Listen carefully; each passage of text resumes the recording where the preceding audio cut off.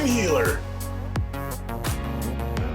Let's talk about supplementation, alternative medicine as it is referred to in this modern era, which to me, I always found it funny just because alternative medicine is the pharmaceutical companies. That's alternative. Back in the day and still out in China, in the East, they use a lot of supplementation.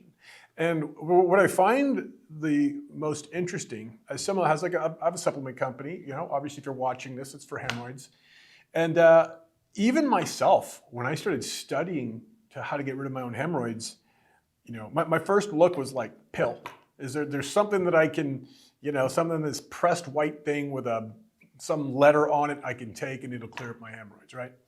And that obviously wasn't available, but I was researching all these, papers from Austria that was like, oh, try this and this, and you mix these together, and you can buy these little pill things and make them.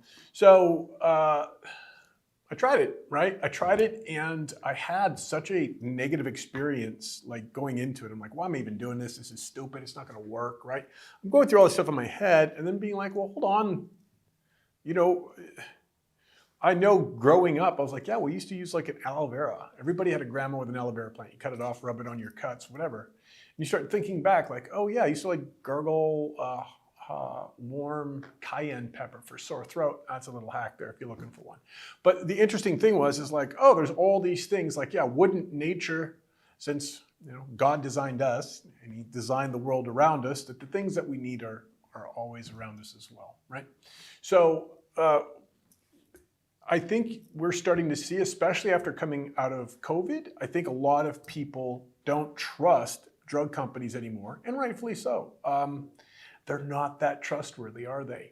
And what I hear a lot when we're talking in the supplement space is they go, yeah, but you guys aren't regulated by the FDA. And it's like, well, it's basically, if I sold like cinnamon, it's almost the same thing. It's like these all natural supplements you're putting together, but you're not compliant with the Food and Drug Administration.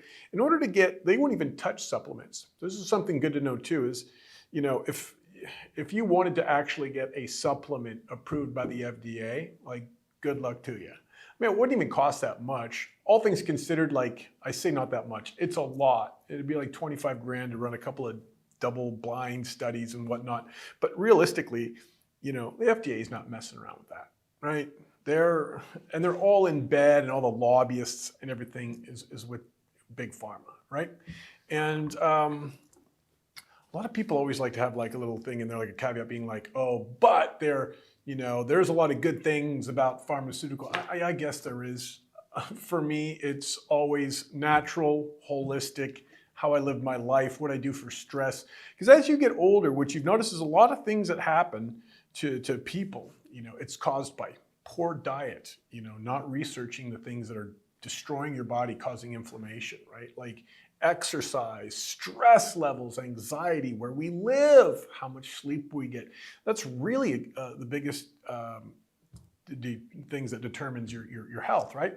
And not a doctor here or anything, but just somebody that's lived long enough and been through enough with my body that I'm like, oh, okay, when I do these things, I was just talking to a guy at my apartment this morning who's a little overweight and stuff, where I'm like, yo, try carnivore diets, everything's gonna tell you, guess what, everything, the people that bring you climate change are the ones that are trying to bring you can't eat beef anymore. Like, get bent. They want us to eat crickets. Like, that's not happening. Eat beef.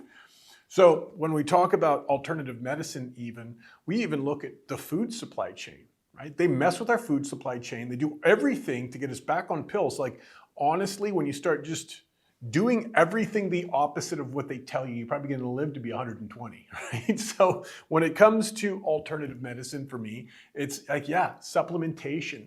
Taking the time to really study. A lot of us were on social media a lot anyways these days. So if you're a YouTube guy, Instagram gal, whatever it is, take the time to really study. Barbara O'Neill is amazing. There's a lot of and a lot of people know Dr. Sahibi.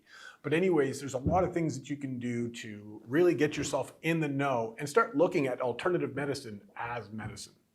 I hope this video helps. Make sure you click and subscribe. If you got hemorrhoids, go to hemhealer.com. Go there. Other than that, thanks for watching, and we'll see you on the next one.